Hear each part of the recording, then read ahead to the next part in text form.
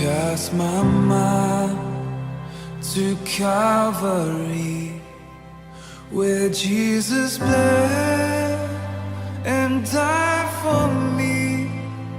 I see his wounds, his hands, his feet, my Savior on that cursed tree. His body bound and drenched in tears, they laid him down.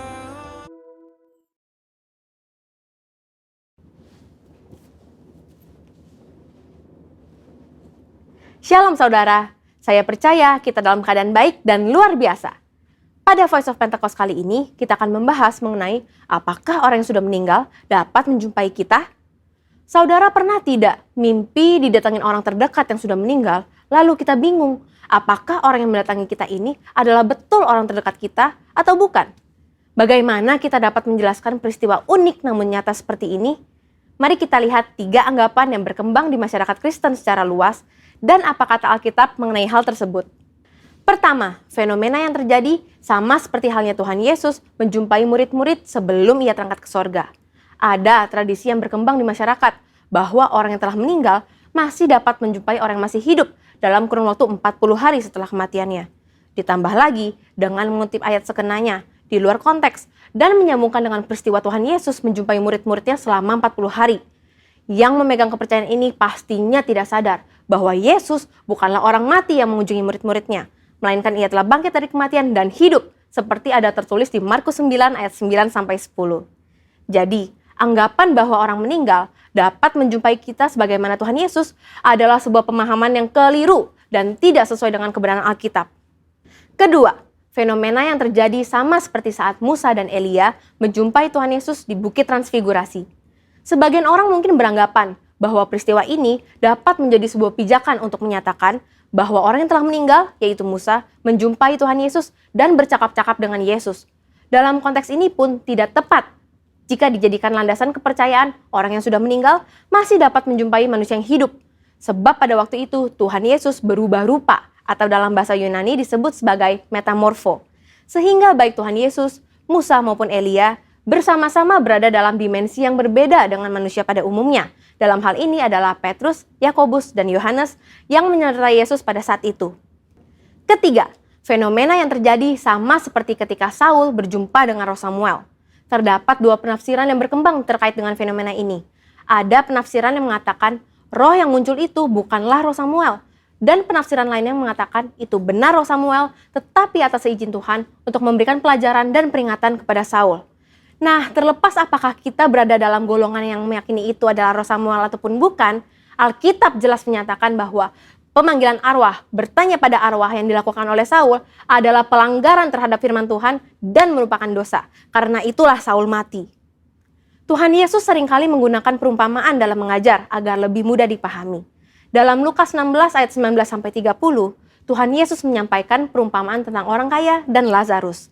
Dari sini kita dapat mempelajari bahwa ada jurang pemisah dalam dunia orang mati yang memisahkan 2 kompartemen yang berbeda, yakni Hades dan Firdaus. Pelajaran berikutnya adalah tidak diperlukan orang yang telah meninggal untuk mengunjungi orang yang masih hidup untuk menyampaikan pesan khususnya terkait pertobatan, sebab sudah ada pada mereka kitab suci. Mungkin ada saudara yang masih bertanya, lalu bagaimana mimpi yang tidak bisa kita rencanakan bisa terasa sangat nyata, seakan-akan orang yang sudah meninggal datang menjumpai kita? Setiap orang pasti pernah mengalami mimpi. Terkait dengan mimpi, Leland Ryken, seorang profesor emeritus bahasa Inggris yang juga adalah penata gaya sastra dari Alkitab English Standard Version, dalam Dictionary of Biblical Imagery menjelaskan, arti dreams and visions adalah mimpi akan muncul sesuai dengan kondisi yang sedang dialami manusia pada hari itu. Seperti yang dicontohkan dalam kitab Yesaya 29 ayat 8. Saat seorang yang lapar bermimpi ia sedang makan, tetapi ketika bangun, ia masih tetap lapar. Atau bisa juga saat merindukan seseorang hari itu, ia bisa bermimpi bertemu dengan orang tersebut. Dalam Alkitab, kita mendapati begitu banyak ayat yang menyatakan bahwa Tuhan menjumpai orang melalui mimpi. Tuhan memberikan pesan peringatan agar jangan sampai berbuat dosa. Tuhan memberikan pesan atau berbicara kepada orang tersebut. Tuhan mengabulkan permintaan dan sebagainya. Namun, Alkitab tidak pernah menuliskan tentang orang yang sudah meninggal menjumpai orang yang masih hidup melalui mimpi. Jadi, sebenarnya siapakah yang dijumpai dalam mimpi orang-orang? Apakah itu setan atau roh jahat? Tentu tidak juga demikian. Dalam kedaulatan dan kasih-Nya, Tuhan bisa saja memberikan mimpi kepada kita, di mana dalam mimpi itu kita melihat orang yang telah meninggal dan penglihatan itu begitu sangat nyata untuk memberikan pesan penghiburan dan kekuatan kepada mereka yang masih hidup yang telah ditinggalkan oleh orang yang mereka kasihi. Namun, perlu dicatat bahwa tidak semua mimpi bertemu dengan orang yang telah meninggal adalah hal yang baik dan datang dari Tuhan. Sama halnya juga, bukan semuanya yang buruk dan datang dari iblis. Seperti dalam 1 Tesalonika 5 ayat 21, ujilah segala sesuatu dan peganglah yang baik. Maka dari itu, kita sebagai orang percaya tetap harus memiliki kepekaan dan ketajaman rohani dalam mengujinya. Saudara, untuk penjelasan lebih lengkap dari tim teologi kami, silakan cek link yang ada di atas atau scan QR Code yang tersedia. Salam integritas, Tuhan Yesus memberkati.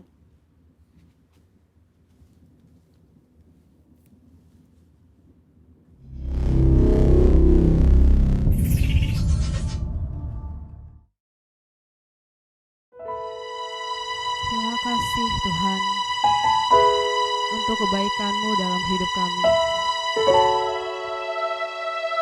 Kami ada semua karena anugerah-Mu. Haleluya, haleluya Yesus, kemuliaan-Mu.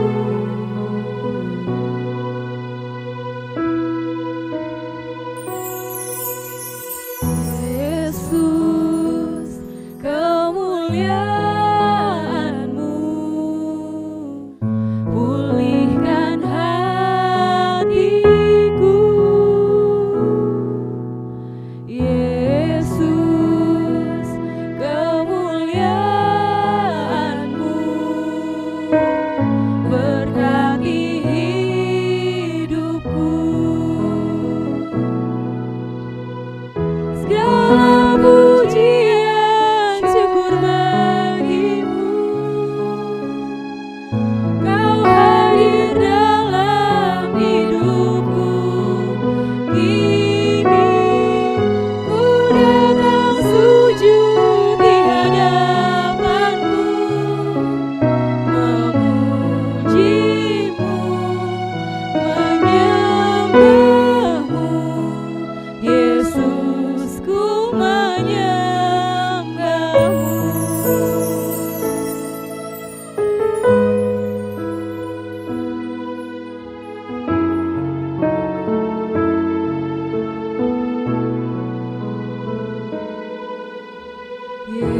Yesus, kemuliaan-Mu,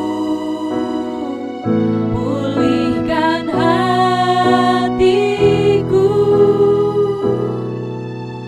Yesus, kemuliaan-Mu, berkati hidupku. Segala pujian syukur bagi-Mu, Kau hadir dalam hidupku. Kini ku datang sujud di hadapan-Mu, memuji-Mu, menyembah-Mu. Yesus, ku menyembah-Mu. Segala pujian syukur bagi-Mu, Kau hadir dalam hidupku.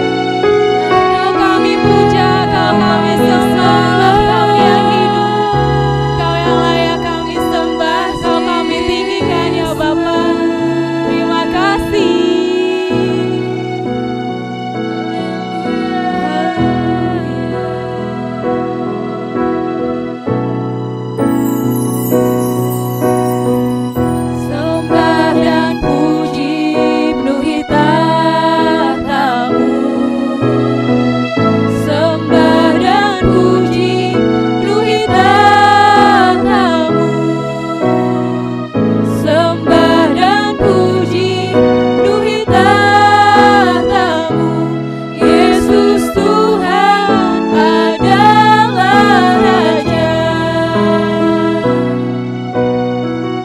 Sembah dan puji penuhi tahta-Mu. Sembah dan puji penuhi tahta-Mu. Sembah dan puji penuhi tahta-Mu. Yesus Tuhan.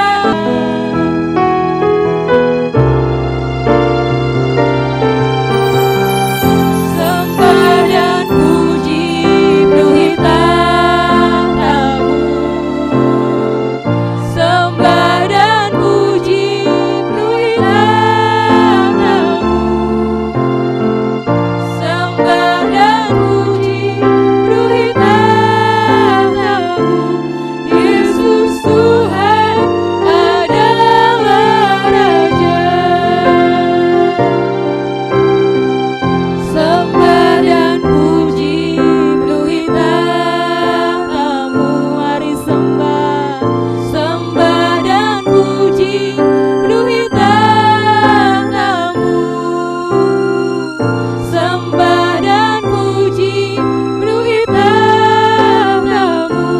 Yesus Tuhan adalah Raja. Yesus Tuhan.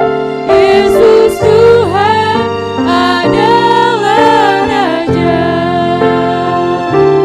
Yesus Tuhan adalah Raja.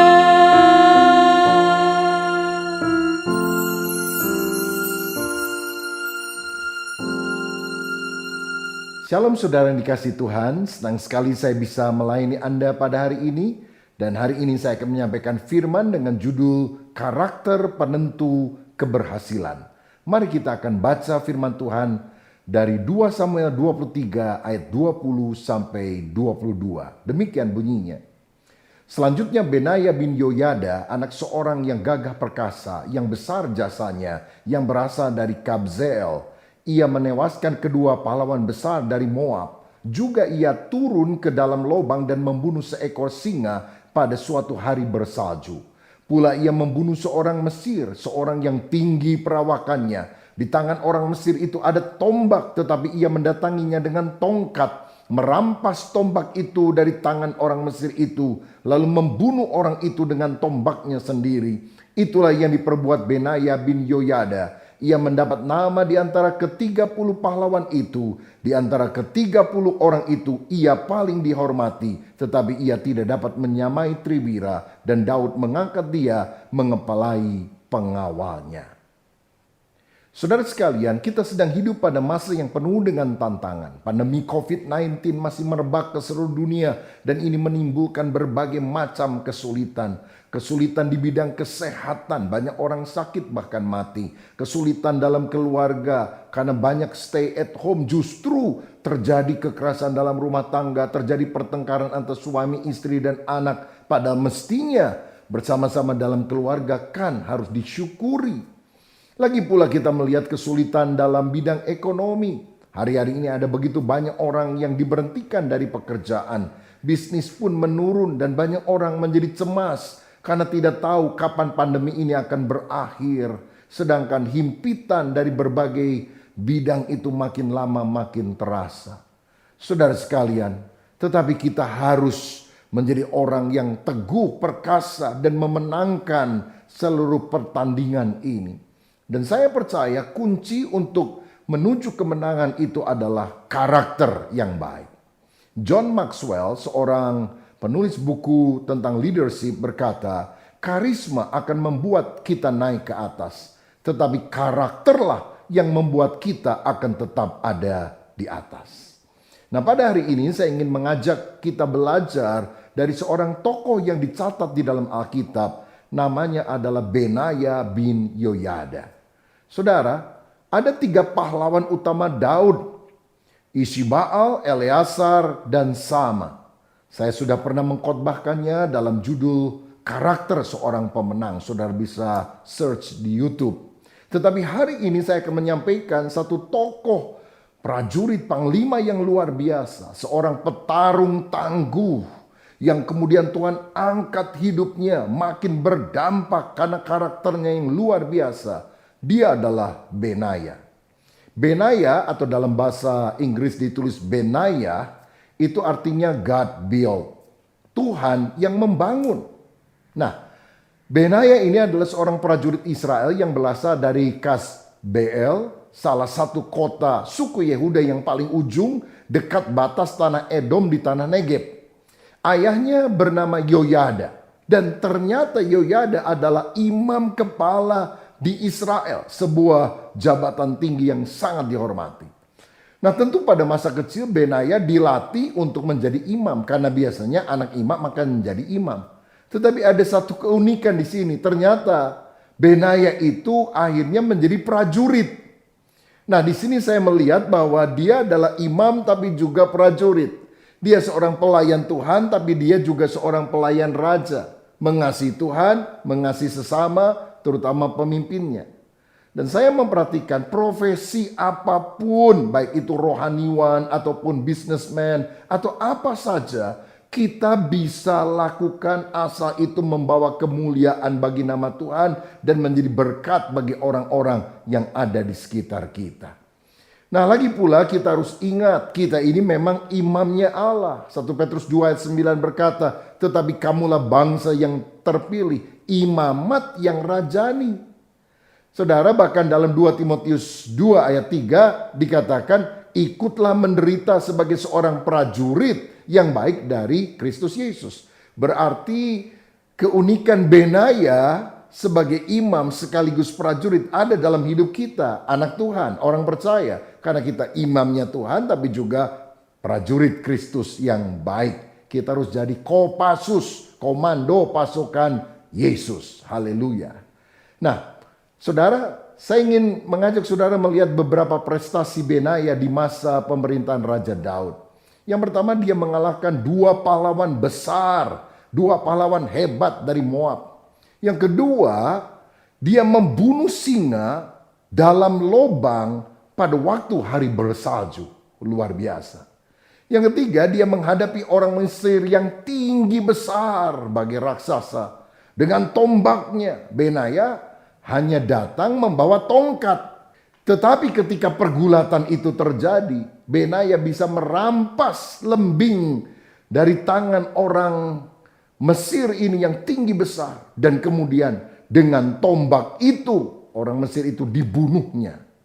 Saudara, sehingga dia menjadi orang yang dipercaya, terpandang. Kemudian Benaya diangkat menjadi kepala pasukan Kreti dan Pleti di bawah Yoab, panglima atau menteri pertahanan Israel di bawah Daud pada waktu itu. Saudara, ini adalah pasukan asing yang bergabung dengan Israel. Mereka diduga Kreti itu dari pulau Kreta dan Pleti itu dari Peleti atau Filistin. Rupanya ada juga orang Kreta dan orang Filistin yang menjadi pendukung Israel. Begitu saudara. Dan saya mau katakan ini sebuah tugas yang sangat sulit. Mendidik, memimpin orang asing yang ternyata ada sebagian besar orang asing itu adalah musuhnya Israel. Dan tugas yang luar biasa ini diberikan oleh Yoab kepada Benaya untuk mengatasinya. Bahkan dalam 1 Tawarikh 27 ayat yang ke-6, dia diangkat menjadi kepala pasukan 30 orang yang tugas khususnya adalah menjaga Raja Daud. Jadi kalau boleh dibilang dia kepala Paspampresnya, pasukan pengamanan presidennya dalam kerajaan Israel pada waktu itu. Ya, cuma dulu kan bukan presiden, raja. Ya, kalau boleh tepat dikatakan dia adalah bodyguard pribadinya Daud. Kenapa Benaya yang dipilih? Karena dia dapat dipercaya. Sebab menjadi orang yang selalu mendampingi raja kemanapun dia berada. Itu bisa menjadi sesuatu yang membahayakan raja kalau dia tidak setia. Karena dia bisa menikam raja dari belakang. Tapi Benaya dipercaya karena dia adalah seorang yang sungguh-sungguh loyal. Nah, sekarang saya ingin mengajak untuk kita bersama melihat hal apa saja yang membuat Benaya berhasil. Dan Ini juga merupakan cermin bagi kita. Bagaimana kita bisa menjadi orang yang sungguh-sungguh berhasil dalam karir, dalam pekerjaan, dalam pelayanan, dalam kehidupan keluarga, dan dalam bidang apa saja. Karakter apa yang kita perlukan untuk menopang keberhasilan itu. Saya melihat ada 4 K di sini. Yang pertama adalah keberanian.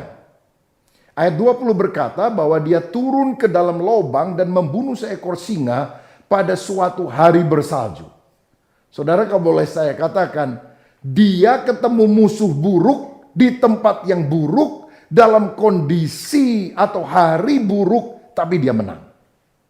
Saya tidak tahu mengapa singa ini bisa ada di dalam lubang dan kenapa Benaya merasa perlu untuk membunuh singa ini. Mungkin saja singa ini diketahui suka menerkam ternak-ternak orang Israel, atau bahkan lebih daripada itu, dia suka menerkam orang sehingga mati.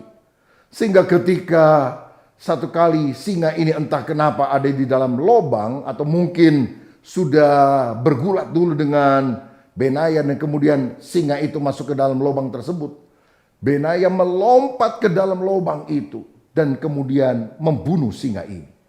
Ini adalah sesuatu yang sangat bahaya, saudara, karena lubang itu kan sempit. Wah, dari badannya saja kan singa lebih besar dari manusia. Apalagi cakarnya itu mengerikan. Dan mungkin teman-temannya akan bilang, jangan, bahaya. Tapi dia berkata, aku harus mengalahkannya. Saudara, orang berani itu bukannya tidak pernah takut. Tapi dia tidak kalah terhadap rasa takut. Tapi dia mengalahkan rasa takut untuk meraih kemenangan. Saudara, beberapa waktu yang lalu ada sebuah iklan 30 detik yang mempromosikan penerbangan Emirates yang berpusat di Dubai, Uni Emirat Arab. Dan yang luar biasanya, yang menjadi bintang iklannya adalah seorang yang berpakaian pramugari dan kemudian naik di puncak bangunan tertinggi di dunia sampai hari ini, namanya Burj Al Khalifa, 828 meter. Wow, ini sebuah pengalaman yang sangat luar biasa. Dan saudara sekalian, ketika bintang iklan itu ada di atas, tentu dia merasa takut. Tapi dia harus memilih mengatasi rasa takut itu dan melakukan satu hal yang sangat spektakuler. Seorang penulis Amerika bernama Mark Twain pernah berkata, satu kali engkau akan menyesal, bukan karena apa yang kau lakukan, tapi karena apa yang tidak engkau lakukan. Saudara, kalau kita tidak melakukan apapun, kita akan menyesal karena banyak hal-hal yang hebat dan besar yang kita bisa raih kalau kita mulai bertindak dengan berani. Saya mau katakan, kebesaran, greatness, tidak pernah didapatkan sebagai hadiah cuma-cuma yang diberikan kepada kita. Tetapi itu diraih melalui prestasi yang diperoleh dengan susah payah. Dan ingatlah hal penting ini. Tantanganmu yang terbesar akan menjadi prestasimu yang terbesar. Kalau saudara menghadapi masalah kecil, ya prestasinya akan kecil. Tapi kalau engkau menghadapi kesulitan hebat, masalah hebat, percayalah Allah yang hebat itu juga akan menyatakan kuasanya di dalam kehidupan saudara. Prestasi daripada Benaya yang membuat dia akhirnya diangkat menjadi bodyguardnya Daud adalah dia membunuh singa di dalam lubang pada hari bersalju. Dia mengalahkan raksasa Mesir dengan tombaknya sendiri, tombak musuhnya itu. Ini seperti Daud yang pernah menghadapi tantangan terbesar, yaitu Goliat, tetapi justru tantangan terbesar berubah menjadi prestasinya yang paling besar. Saudara, kapan Daniel mengalami kebesaran Tuhan yang paling hebat dalam hidupnya? Apa ketika dia ada di istana? Sama sekali tidak. Tapi ketika dia ada di gua singa. Karena Tuhan mengatupkan mulut singa, mendatangkan mujizat. Kapan Sadra, Mesa, dan Abednego itu mengalami perjumpaan dengan Tuhan yang terhebat? Bukan ketika mereka sedang berada di dalam pemerintahan dan semuanya berjalan dengan aman, tapi ketika mereka dilemparkan ke dalam dapur api karena kesetiaannya kepada Tuhan.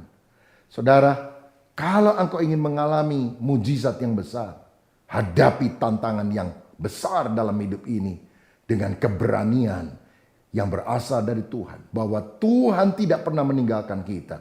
Dan Tuhan pasti akan memberikan kemenangan bagi setiap orang percaya. Haleluya. Yang kedua, yang menyebabkan kita bisa meraih keberhasilan, menjadi orang yang perkasa di tengah tantangan adalah keteladanan.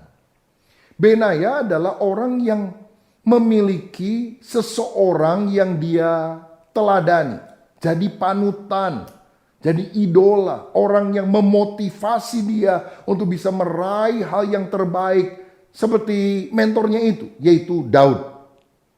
Kalau saudara perhatikan, Daud pernah mengalahkan singa, Benaya mengalahkan singa. Daud pernah mengalahkan raksasa, Benaya mengalahkan raksasa dari Mesir. Daud pernah mengalahkan raksasa yang bernama Goliat itu dengan senjata musuhnya itu sendiri, yaitu pedang. Sedangkan Benaya mengalahkan musuhnya dengan lembing yang juga dimiliki oleh raksasa Mesir itu. Mirip sekali bukan?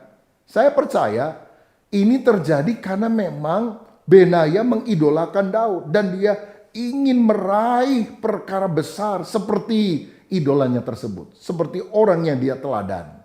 Saya mau katakan kalau kita ingin meraih perkara besar, kelilingilah hidup saudara dengan orang-orang hebat, orang-orang yang berjiwa besar, orang yang pikirannya luas, orang yang punya relasi juga luas.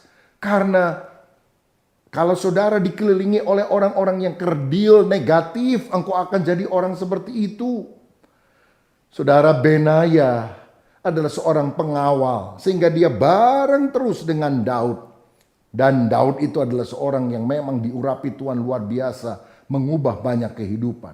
Kalau saudara baca dalam 1 Samuel 22 ayat 1 dan 2 misalnya, ketika Daud belum jadi raja, dia dikejar-kejar oleh Raja Saul yang akan membunuh dia. Dia harus menyembunyikan diri ke sebuah gua yang bernama Adulam. Dan di gua itu berhimpunlah bukan hanya keluarganya, tapi kemudian orang-orang yang ada dalam kesukaran, yang dikejar tukang piutang, orang yang sakit hati, sampai jumlah yang kumpul sama dia ini 400 orang. Waduh, ini orang kalau boleh dibilang brengsek semuanya lah. Dan Daud menjadi pemimpinnya. Ternyata bergaul dengan Daud, 400 orang pecundang ini semuanya jadi pahlawan Daud. Luar biasa bukan? Saudara, kita juga harus memiliki lingkungan yang bisa mengubah kita ke arah yang positif, bukan ke arah yang negatif, lebih jelek tentunya. Benaya punya figur teladan, dia meniru, dia mengikuti, dia terinspirasi, dan akhirnya dia memiliki sifat dan prestasi seperti Daud.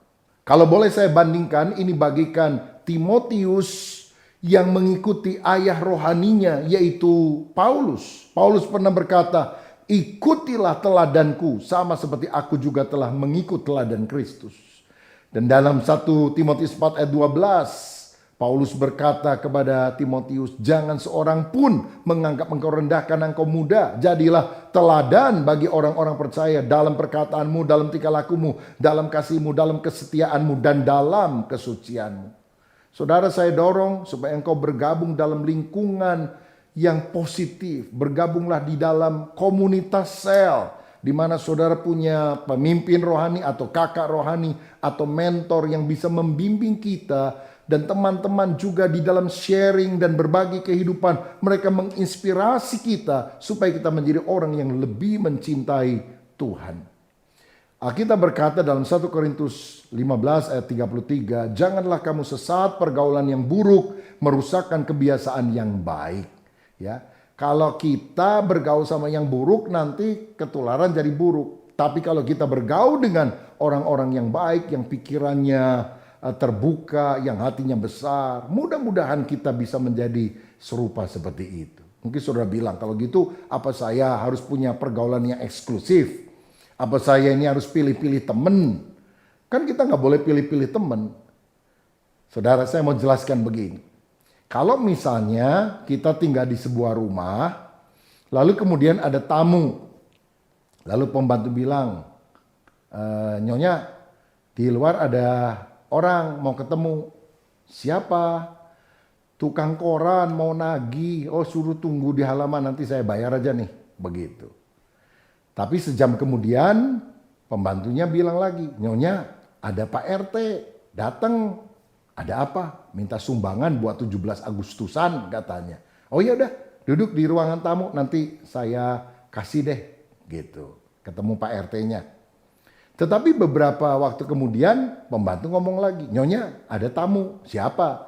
"Temen Nyonya tuh yang suka bareng-bareng." "Oh, suruh masuk langsung ke ruang keluarga atau masuk ke ruangan makan aja, makan sama saya bareng-bareng. Kebetulan kan saya juga lagi mau makan." Dan kemudian kalau sore tiba dan pembantu mendengar suara bel ting tong. Lalu kemudian si ibu tanya, "Siapa itu?" "Suami ibu udah pulang." "Oh ya, suruh masuk kamar."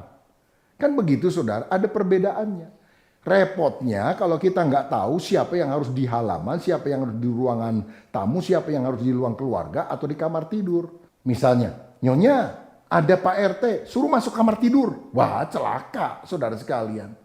Jadi kita harus tahu ada orang-orang yang kepadanya ya kita harus bergaul secara umum. Tetapi orang yang makin dekat dan akhirnya bisa mempengaruhi hidup kita, izinkanlah itu orang-orang yang bisa saudara teladani. Dan hidup saudara juga ketika akhirnya terinspirasi oleh perkara yang baik bisa menjadi teladan bagi banyak orang. Haleluya.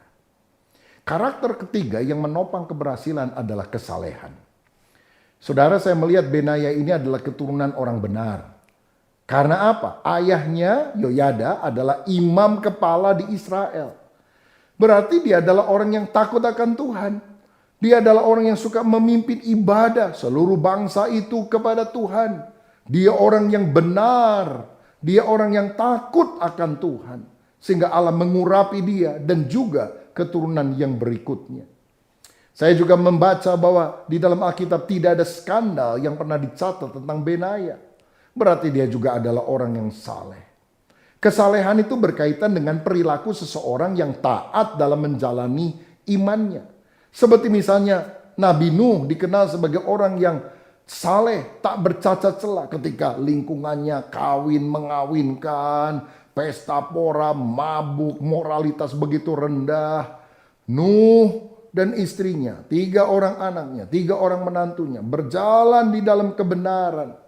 Dan terutama tentang Nuh dicatat sebagai orang yang saleh, yang takut akan Tuhan. Ketika kebinasaan menimpa orang-orang yang tidak mau bertobat, Nuh bersama dengan keluarganya diselamatkan oleh Tuhan. Karena dia adalah orang yang mencintai Tuhan.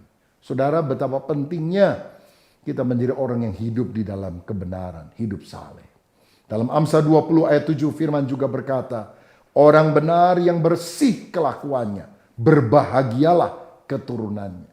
Sangat bersyukur kalau kita punya orang tua, generasi di atas kita, orang yang bersih kelakuannya. Kita akan diberkati Tuhan. Tetapi kalau saudara bilang, "Wah, gimana ya kalau orang tua saya belum kenal Tuhan?" Mulai dari saudara. Saudara hidup takut akan Tuhan. Anak cucumu akan perkasa di bumi ini. Nah, saya juga membaca dalam 1 Tawarikh 27 ayat 5-6. Bahwa dalam kerajaan Israel yang dipimpin oleh Daud itu setiap bulan ada 24.000 orang pasukan yang melayani raja dan seluruh kerajaan Israel secara berganti-gantian. Dan panglima yang bertugas setiap bulan ketiga dalam 1 tahun adalah Benaya. Tetapi yang hebatnya yang mengepalai rombongan 24.000 orang di bulan ketiga itu namanya Amizadab. Siapa itu? Amizadab adalah anaknya Benaya. Jadi setidaknya kita melihat ada 3 generasi keturunan orang benar yang dicatat di sini. Yoyada, imam kepala di Israel. Kemudian Benaya, bodyguardnya, kepala pengawalnya Daud. Dan Amizadab, dia adalah kepala pasukan 24.000 orang. Oh saudara, kalau kita hidup benar, bukan hanya kita, tapi seluruh keluarga kita juga Tuhan akan promosikan, Tuhan akan angkat. Sehingga hidup kita penuh dengan kasih karunia dan damai sejahtera. Karena itu milikilah karakter yang berkenan kepada Tuhan. Keberanian, keteladanan, dan kesalehan. Hal yang keempat adalah kesetiaan.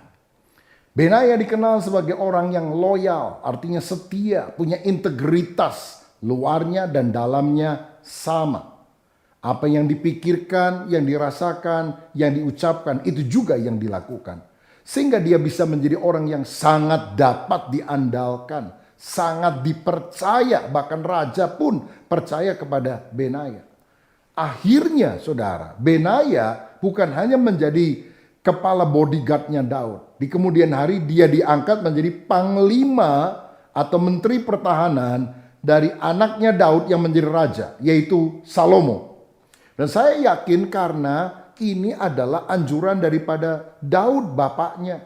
Mungkin dia bilang, mau udahlah kalau kamu mau didampingi panglima, ini Benaya sangat dipercaya.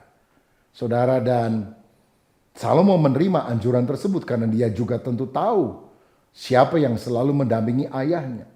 Saudara sekalian, kenapa Daud memberikan nasihat supaya Salomo memilih Benaya? Bukankah panglima Daud yang hebat itu namanya Yoab dan dia juga punya adik, punya keluarga? Kenapa bukan Yoab? Yoab hebat, karismanya dahsyat, tapi secara karakter, waduh, mengerikan. Karena apa? Misalnya pada waktu Absalom, anak Daud itu berontak kepada Daud, ingin menjadi raja. Daud berpesan ketika dia melarikan diri karena dia nggak mau konflik dengan anaknya. Dia bilang sama Yoab, tolong kamu kalahkan orang yang memberontak, tapi jangan bunuh anakku. Ingat ya, jangan bunuh. Tapi Yoab bunuh saudara Absalom ini. Kemudian hari ketika Daud sudah tua dan dia sudah menginginkan Salomo menjadi penggantinya, ternyata Yoab membelot. Dia malah mendukung Adonia, saudara, yaitu anak Daud dari istri yang lain. Sehingga Adonia ini kemudian dilantik menjadi raja karena dukungan dari panglima Yoab yang ditakuti ini. Nah, mendengar itu, Daud segera memanggil Benaya dan juga Nabi Nathan yang setia loyal kepada raja dan menyuruh untuk segera Salomo ini dilantik. Dan akhirnya Salomo dilantik, diurapi oleh Imam Zadok.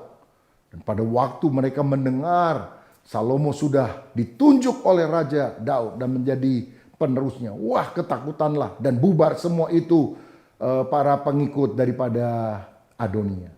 Saudara, Yoab adalah orang hebat tapi punya karakter tidak baik. Akibatnya apa? Ketika Daud sudah mati digantikan oleh Salomo, maka kemudian Salomo menghabisi semua orang yang tidak setia kepada raja, yaitu Adonia yang memberontak, Yoab yang mensupport, dan juga Simei, orang yang pernah mengutuki Daud. Bayangkan, orang yang hebat karunianya tapi tidak punya karakter ilahi seperti Yoab, akhirnya mati dibunuh, saudara. Tapi orang yang hidup takut akan Tuhan, loyal, maka dia akan terus dipromosikan Tuhan. Amsal 20 ayat 6 berkata, banyak orang menyebut dirinya baik hati, tetapi orang yang setia, siapakah yang menemukannya? Saudara, Tuhan mau kita setia dalam segala hal. Jadilah orang yang setia kepada Tuhan. Dalam susah maupun senang, jangan tinggalkan Tuhan, jangan tinggalkan ibadah. Tetap rajin bersekutu intim dengan Tuhan. Tuhan juga ingin agar kita setia kepada pasangan dan keluarga kita. Saya pernah membaca sebuah kisah ada seorang kakek yang buru-buru membawa bungkusan makanan dari sebuah kafe pada satu pagi dan tanpa sengaja karena dia buru-buru dia nabrak pegawai kafe itu. Lalu si kakek bilang, aduh sorry ya, saya nggak sengaja, saya buru-buru. Lalu pegawai tanya, emang buru-buru mau kemana kek? Saya mau pulang ke rumah karena saya udah janji akan makan pagi dengan istri saya yang sudah tua dan menderita Alzheimer. Pegawainya bilang, sorry kek, kalau Alzheimer yang parah itu rasanya pikun ya, suka nggak ingat sama orang ya. Iya betul, istri saya juga seperti itu. Lah kalau gitu mengapa kakek buru-buru? Karena bilang sudah janji mau makan pagi, dia juga nggak ingat kan. Oh dia bukan hanya nggak ingat janji makan pagi, dia juga nggak ingat saya itu siapa. Kata si kakek, tapi nggak masalah. Karena saya selalu ingat siapa dia. Dia adalah istri saya. Wow, luar biasa sekali. Kakek yang setia kepada istrinya ini. Tuhan juga mau kita setia kepada pelayanan yang Dia percayakan kepada kita. Dan kalau saudara juga adalah orang yang memiliki tanggung jawab dalam pekerjaan yang dipercayakan, mungkin sebagai bendahara atau staf yang lain, mari kita bisa diandalkan, bisa dipercaya, punya loyalitas atau kesetiaan. Saya percaya sukses sejati itu bukan sekedar menjadi orang yang kaya raya ternama, tapi terutama punya sifat yang dapat diandalkan. Milikilah karakter yang baik, karena itu adalah penentu keberhasilan. Dan saya percaya karakter yang terbaik adalah karakter ilahi seperti yang ada dalam diri Yesus. Mari kita semuanya berkata, Tuhan, aku ingin memiliki karakter seperti Engkau. Saudara sekalian, seperti Benaya, mari kita menjadi orang yang memiliki 4 karakter yang luar biasa ini. Keberanian, keteladanan, kesalehan, dan kesetiaan. Siapa yang mau berkata, Tuhan ubah karakterku, singkirkan yang buruk, dan biar karakter ilahi itu ada dalam hidupku. Mari kita berdoa. Bapa Surgawi, terima kasih kami telah mendengar firman-Mu. Kami percaya karakter itu sangat penting untuk menopang keberhasilan kami. Dan biarlah kami ditemukan menjadi orang yang setia, menjadi orang yang saleh, menjadi orang yang dapat diteladani. Karena kami juga meneladani Engkau ya Tuhan Yesus. Dan kami juga menjadi orang yang berani menghadapi segala tantangan dengan iman. Karena bersama dengan Tuhan kami lakukan perkara yang besar. Karena Engkau sendiri akan menginjak para lawan kami. Berkat atas kami dalam nama Tuhan Yesus Kristus. Haleluya. Amin. Salam sehati. Tuhan Yesus memberkati. Mari kita menutup ibadah kita dengan doa. Ya Tuhan, kami percaya di hari-hari terakhir ini, di mana Tuhan berjanji mencurahkan Roh-Mu sekali lagi ke atas kami semua. Pentakosta baru, Pentakosta ketiga. Kami berdoa ya Tuhan, penuhi kami semua jemaat-Mu dengan Roh-Mu yang kudus. Lindungi kami semua pada hari-hari ini daripada serangan hal-hal yang jahat, serangan hal-hal yang mematikan kami. Biar kasih karunia Tuhan berlimpah-limpah atas kehidupan kami. Mari kita, seluruh jemaat Tuhan, kita angkat tangan kita buka hati untuk siap menerima berkat Tuhan. Ya Tuhan, berkatilah seluruh jemaat-Mu, berkatilah kehidupan mereka, berkatilah keluarga mereka, anak-anak mereka. Biar kasih karunia Tuhan Yesus yang berlimpah-limpah Tuhan curahkan di dalam kehidupan mereka. Bersama-sama dengan persekutuan yang manis dengan Roh Kudus, selalu menyertai, melindungi, dan memelihara seluruh jemaat-Mu. Mulai hari ini sampai Tuhan Yesus datang menjemput kita semua di awan-awan yang mulia. Mari yang percaya kita sama-sama katakan, Amin.